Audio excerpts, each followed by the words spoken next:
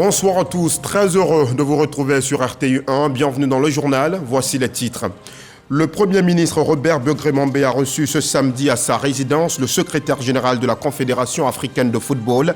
Véron Mosengo Amba prend part à la Champions League féminine qui démarre demain dimanche à Korogo. C'est un émissaire de la CAF très satisfait de la qualité des infrastructures sportives.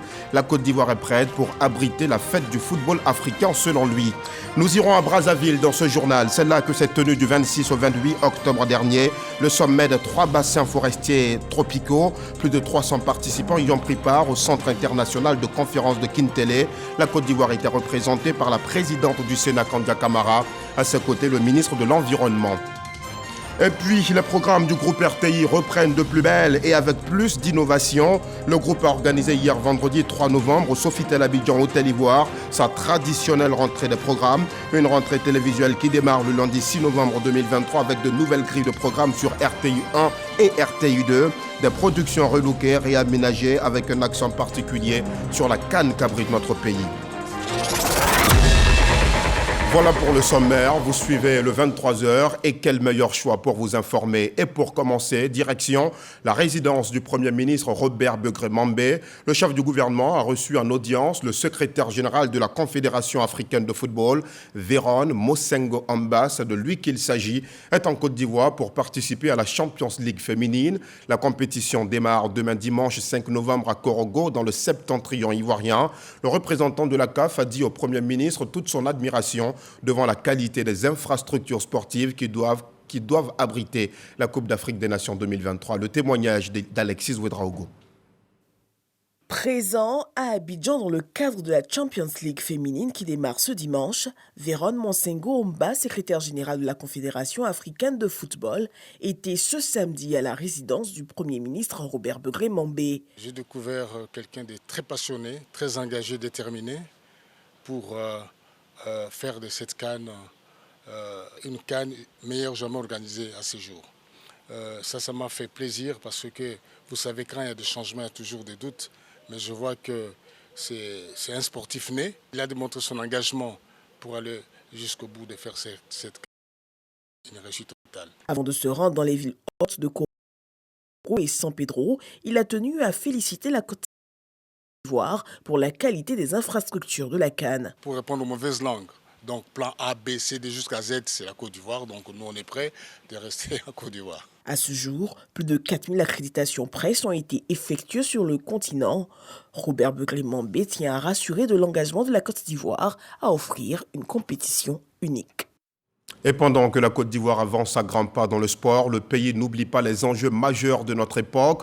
Une importante délégation conduite par la présidente du Sénat, Kandia Camara, a pris part du 26 au 28 octobre dernier au sommet des 3 bassins forestiers tropicaux. Les enjeux sont grands et le ministre de l'Environnement, du Développement durable et de la Transition écologique les a rappelés durant les séances de travail. Moment de réflexion au cours desquels les rapports présentés par la délégation ivoirienne, vous le verrez, ont été adoptés par les experts. Plus de 300 participants ont pris part au sommet qui s'est tenu au Centre international de conférence de Kintélé à Brazzaville. Sur place, le récit de notre envoyé spécial, Herman Guivet.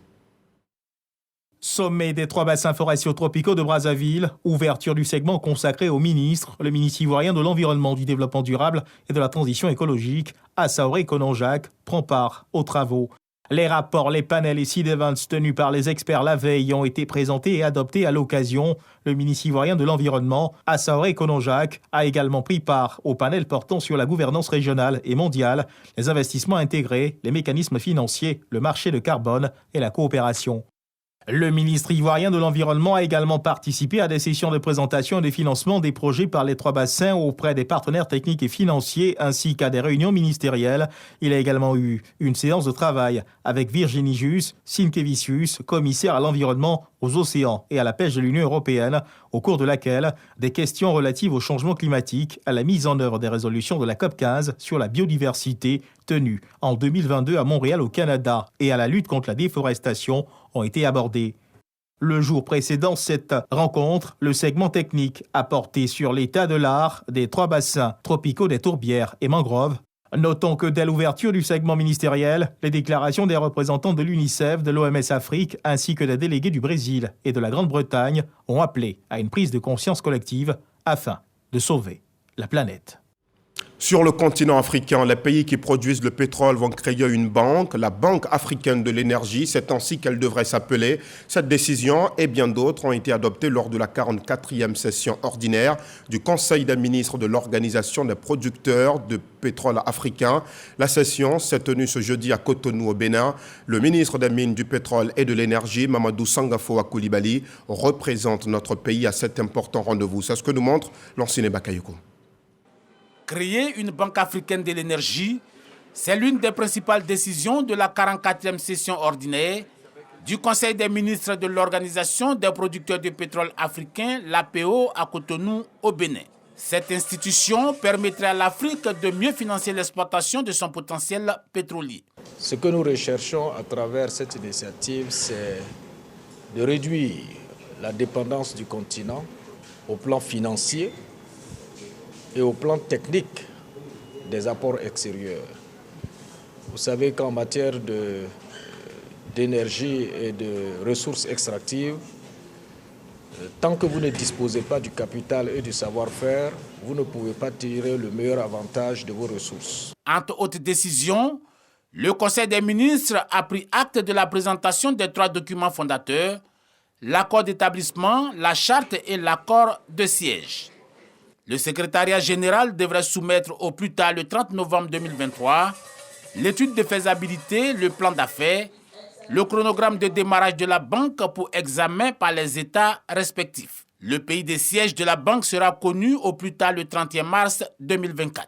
La Côte d'Ivoire entend jouer les premiers rôles pour l'aboutissement de tous les projets. Cette banque doit voir le jour au plus tard l'année prochaine, en juin 2024. Au niveau du continent, nous estimons que nous devons aller à la transition énergétique à notre propre rythme.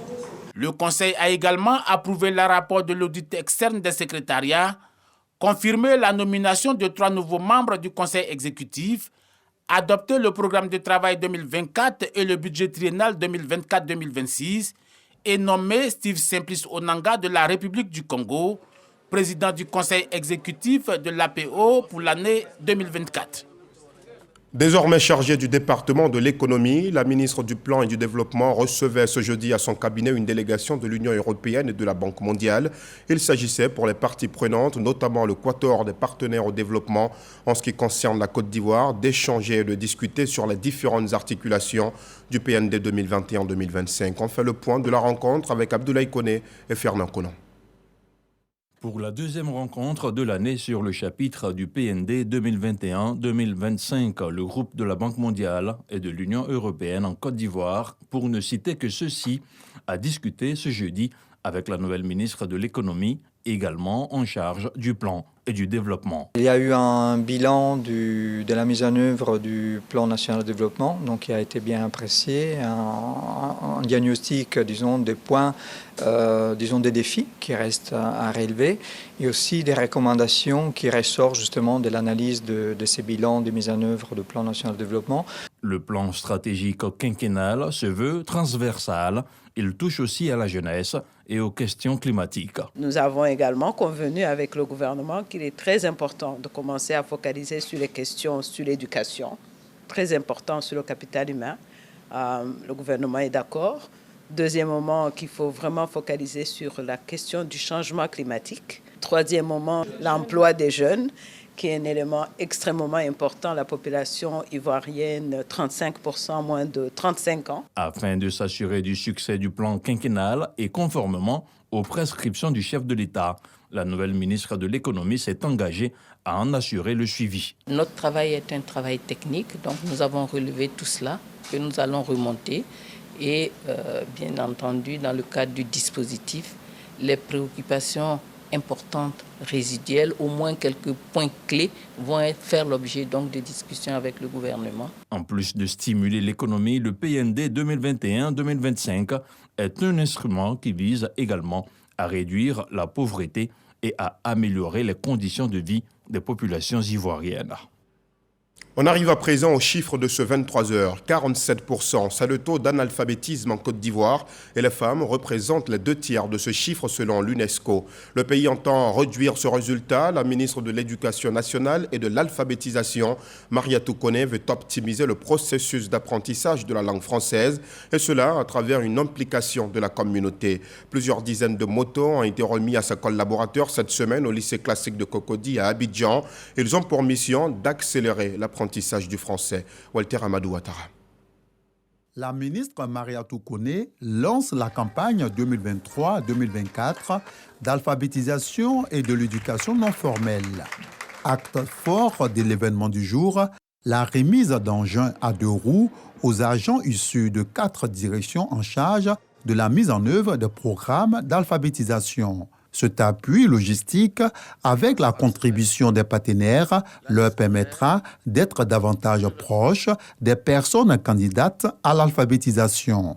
Dans le cadre de la lutte contre l'analphabétisme, la majorité de ces centres sont situés dans les localités loin de la ville. En dotant les encadreurs de matériel roulant et atteindre notre objectif qui est de faire baisser le taux d'analphabètes d'ici 2030. 41 motos ont été distribuées. Je voudrais demander aux heureux bénéficiaires de ce jour de prendre soin de ces engins. À travers cette action, la ministre de l'Éducation nationale et de l'alphabétisation affiche sa volonté d'intensifier les sensibilisations visant l'une des ambitions de l'objectif de développement durable qui stipule que d'ici 2030, une proportion considérable d'hommes et femmes sachent lire, écrire et compter. Sur le plan national, le thème retenu est l'alphabétisation pour un capital humain au service d'une société durable et paisible. L'atteinte des objectifs du gouvernement de réduire de façon drastique le taux d'analphabétisme estimé à 47% amène à agir avec détermination. J'attends spécifiquement des actions porteuses de résultats concrets pour dynamiser l'alphabétisation. Cette rencontre, qui se tient au lycée classique d'Abidjan, est une continuité de la 58e journée internationale de l'alphabétisation, célébrée ordinairement le 8 octobre de chaque année. Le ministre des Eaux et Forêts, Laurent Tchagba, est arrivé aujourd'hui même en Afrique du Sud pour une mission. Elle s'inscrit dans la continuité de la visite d'État effectuée, souvenez-vous, l'an dernier par le président Alassane Ouattara. Plusieurs mémorandums d'accord avaient été signés entre les deux pays à cette occasion. L'Afrique du Sud, mondialement reconnue pour ses espèces fauniques protégées et bien entretenues, doit accompagner la Côte d'Ivoire afin qu'elle parvienne à développer elle aussi sa faune et sa flore. Sur place, le reportage de nos envoyés spéciaux, Khalil Diomandé et Ngata Kwame. C'est précisément à 9h45 ce samedi que le ministre des Eaux et Forêts, Laurent Tchagba, arrive à l'aéroport international de Johannesburg, en Afrique du Sud. Ainsi démarre une mission de 4 jours. 4 jours pour donner un coup d'accélérateur à la mise en œuvre des accords de partenariat forestier et faunique conclus entre la Côte d'Ivoire et l'Afrique du Sud, lors de la visite d'État effectuée par le président Alassane Ouattara en juillet 2022. C'est tout l'enjeu autour de cette mission. On a signé une convention.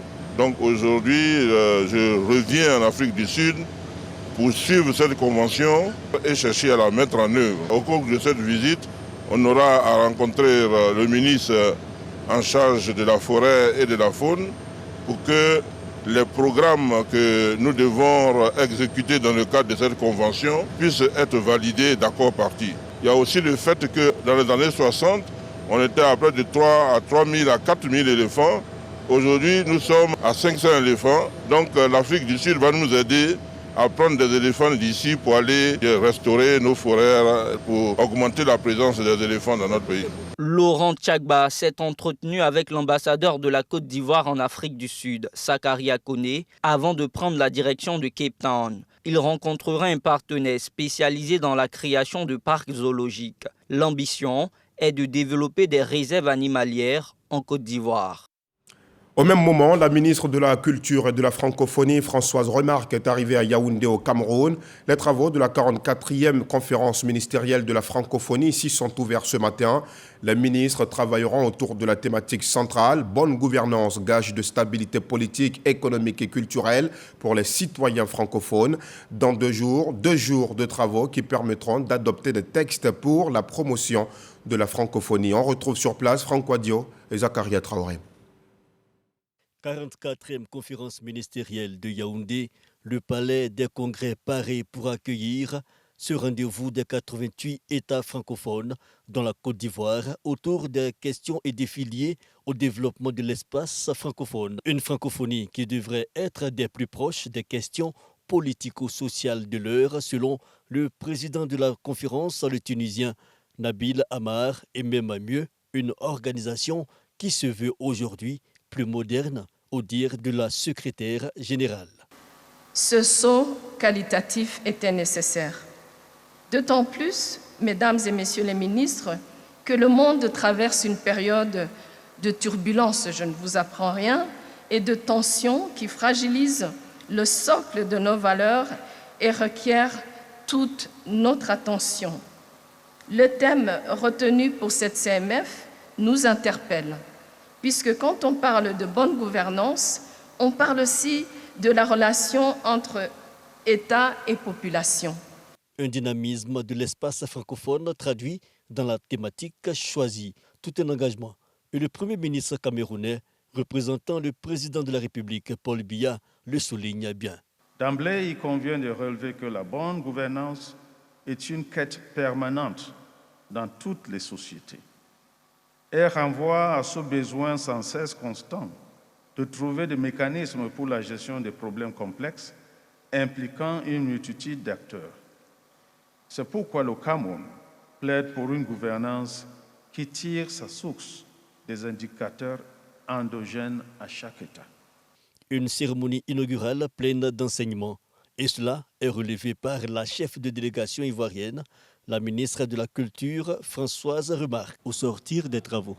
D'abord, il faut retenir que la session inaugurale a été marquée par le discours de la secrétaire générale. Elle a remercié l'apport de la Côte d'Ivoire et particulièrement du chef de l'État dans une contribution volontaire qui est la plus importante que l'institution n'ait jamais eue jusqu'à présent. Cela démontre évidemment, bien sûr, de tout le soutien que le chef de l'État porte à l'institution. 2 jours de travaux à Yaoundé, le point d'orgue, le dimanche 5 novembre, pour les différentes résolutions. Dans un autre chapitre, le 5e cours d'études supérieures de défense s'est ouvert à l'Académie des forces armées de Zambakro. C'est le chef d'état-major général des armées de Côte d'Ivoire lui-même qui a procédé à l'ouverture de ce module. À cette nouvelle rentrée, l'on dénombre au total 24 auditeurs issus de 14 pays, comme nous le montre Kader Sogodogo.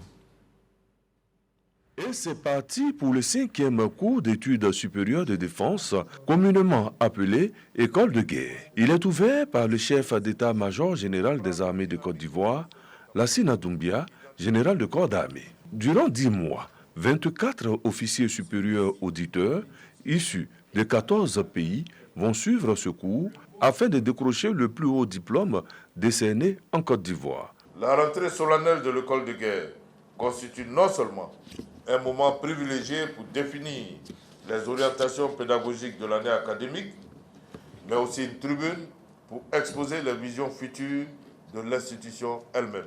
La session 2023-2024 s'inscrit fidèlement dans cette tradition, avec toujours pour socle de permettre aux futurs chefs militaires de disposer des outils nécessaires pour mieux comprendre leur environnement, comprendre la dynamique des relations contemporaines, identifier les facteurs ou éléments d'influence, être ainsi en capacité d'anticiper et d'être une force de proposition.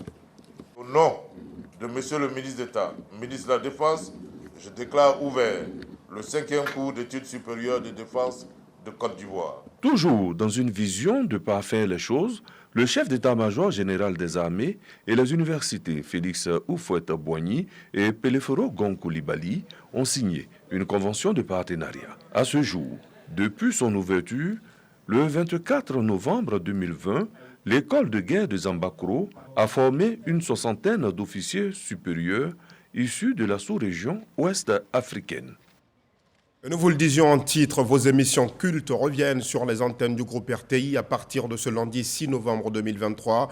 Une rentrée télévisuelle avec des émissions nouvelles et des programmes relookés sur RTI 1 et RTI 2. Le lancement officiel s'est tenu au Sofitel Abidjan Hôtel Ivoire hier vendredi. Et vous allez le voir en sa qualité de diffuseur officiel de la CAN 2023. La radio-télévision ivoirienne sera aussi aux couleurs de la grande fête du football africain. Sache pas comme Didi, Eric Goré. RTI 1 et RTI 2, deux chaînes de la télévision ivoirienne du groupe RTI, font leur rentrée le 6 novembre prochain, d'où cette cérémonie officielle de lancement. Ce sont de nouvelles grilles de programmes alléchants et rénovés. Ça va commencer déjà avec notre gros divertissement qui est Madame, Monsieur, bonsoir, du lundi au jeudi. RTI 2 est reconnu comme étant la chaîne de la femme, où se trouve la femme, il y a l'homme et en même temps il y a les enfants à côté. C'est pour cela que cette chaîne essaie d'offrir aux téléspectateurs en tout cas des programmes qui concernent la famille. Donc, cette année, on va y avoir beaucoup de changements dans la profondeur, dans même la façon de faire nos émissions, parce que non seulement on est sur une période de Cannes, donc ça veut dire que le monde entier aura les yeux fixés sur nos programmes, donc on va s'adapter par rapport à cette demande. Il y a Matin Bonheur, c'est midi et Allume la télé qui vont porter la Cannes. Vous verrez des chroniques au cours de ces trois émissions. Cette soirée de présentation des programmes des chaînes ne pouvait faire abstraction à ce grand rendez-vous du football africain, CAN Côte d'Ivoire 2023. La radio-diffusion télévision ivoirienne a acquis officiellement le statut de radio-télédiffuseur hôte RTDH. Le protocole d'accord signé par le président du comité d'organisation de la CAN et le directeur général de la RTI avec l'onction de la Confédération africaine de football confère à la RTI la responsabilité de la captation des matchs sur les 6 stades de la compétition. Le COCAN et la CAF accordent également à la RTI les droits exclusifs de diffusion des 52 matchs de la CAN sur tout l'étendue du territoire national. En d'autres termes, la RTI sera le seul média national à diffuser la CAN 2023 sur toute l'étendue du territoire ivoirien. Ce sont nos images qui vont servir à pouvoir retransmettre la compétition. La direction générale a mis les petits plats dans les grands pour acquérir du matériel, tout ce qui est carte de transmission, tout ce qui est carte des SNG et autres. Et a également aussi mis l'accent sur l'élément le plus important de la RTI, ça veut dire les ressources humaines, donc le facteur humain. Donc toutes les équipes ont commencé à être formées, aussi bien sur les grandes compétitions qu'en Europe et en Côte d'Ivoire.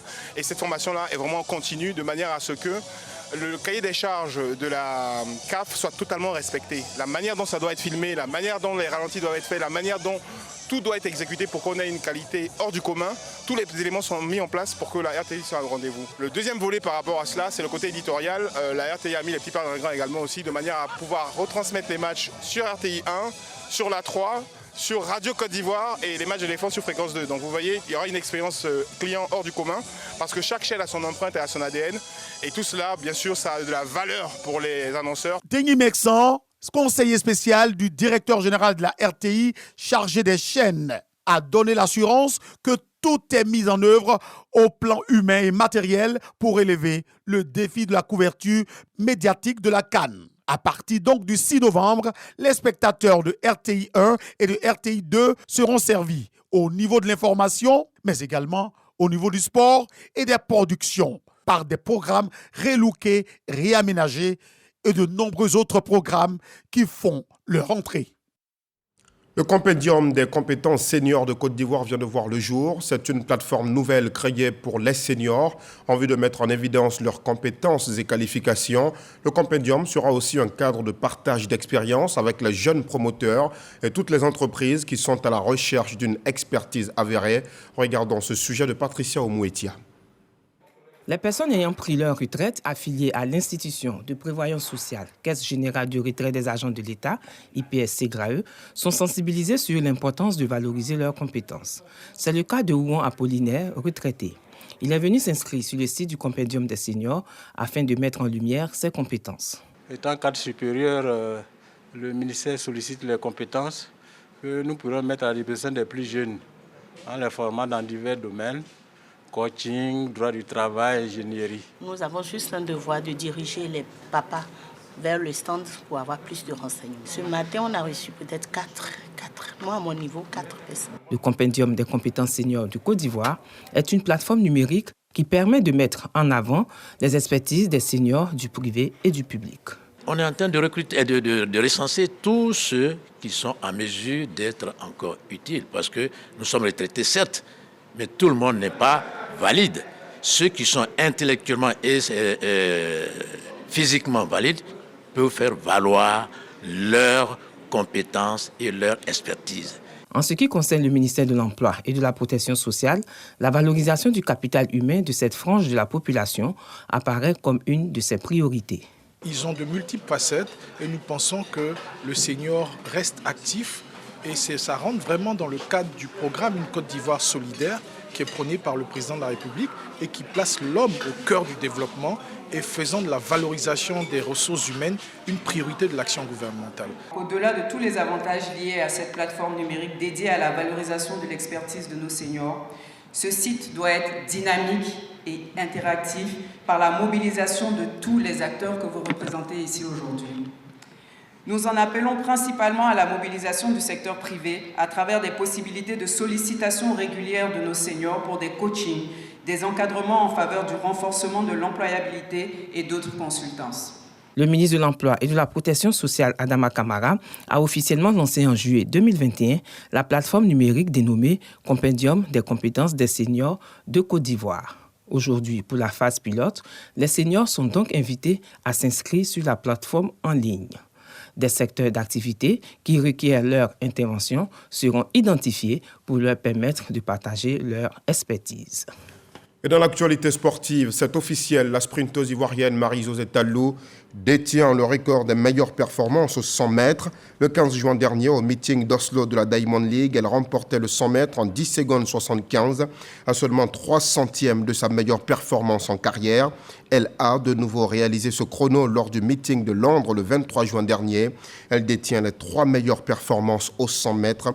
Voilà de quoi renforcer notre fierté. Toutes nos félicitations, Marie-Josée Tallou. Ce que vous allez voir maintenant est aussi la fierté de beaucoup d'Ivoiriens. C'est l'Abissa, la fête traditionnelle du peuple Nzima Kotoko de Côte d'Ivoire. La journée de mercredi de ce rendez-vous culturel était dédiée à la femme Nzima. C'est le jour qui marque également la sortie officielle de la reine Nguetia Eba II, reine-mère de Nzima Kotoko du pays, à l'Abissa. Pour l'édition 2023, les ministres Mariatou Kone et Françoise Remarque ont apporté leur soutien à ces femmes. Devisoyo.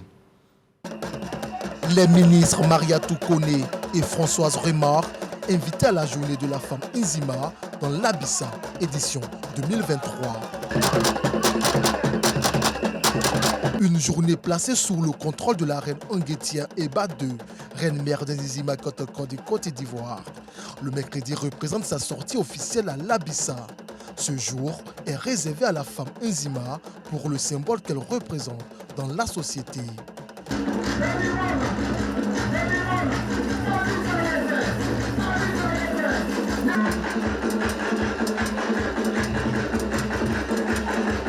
À l'honneur, les familles Ndjoua et Ezoïlé.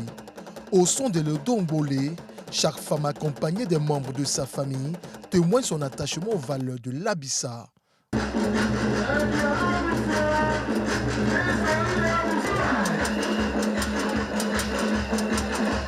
L'implication des femmes à pérenniser l'Abissa séduit la ministre de la Culture et de la Francophonie. L'Abissa est une véritable institution culturelle. Je voudrais solennellement indiquer que nous sommes très reconnaissants pour sa contribution au positionnement de notre culture.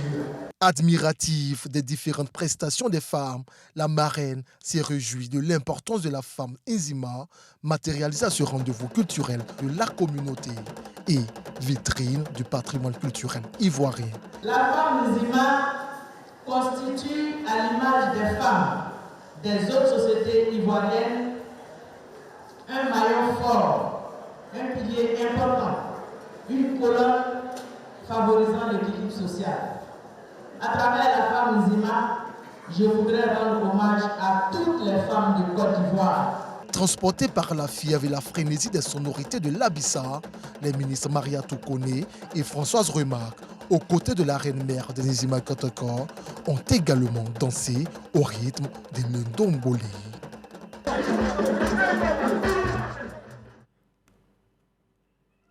Dans l'actualité internationale, l'ancien dictateur guinéen Moussa Dadis Camara, évadé de prison dans la matinée de ce samedi grâce à l'intervention d'un commando lourdement armé, a été capturé et remis derrière les barreaux. Information donnée en fin d'après-midi par l'armée. Le capitaine Moussa Dadis Camara a été retrouvé sain et sauf et reconduit en prison, a fait savoir à l'AFP le directeur de l'information des armées, sans préciser les circonstances de la capture. L'un des avocats de l'ancien président, en poste de 2008 à 2009, Jokame Haba, a confirmé que son client était de retour en cellule. Pour rappel, l'ex-dictateur Moussa Dadis Camara est jugé depuis septembre 2022 dans l'affaire du massacre du stade de Conakry, survenu en 2009, aux côtés de 11 autres membres de sa junte de l'époque. Sur les 3 ou 4 hommes, selon les sources tirées de prison samedi matin, seul le colonel Claude Pivy reste toujours introuvable, a précisé le directeur de la DIRPA. Il est activement recherché, mais il n'a aucune chance de quitter le pays puisque Conakry est quadrillé, a-t-il ajouté. Nous arrivons au terme de ce journal. Merci aux équipes techniques et de rédaction. Merci à vous aussi de nous avoir suivis. Excellente soirée. Restez sur RTI 1.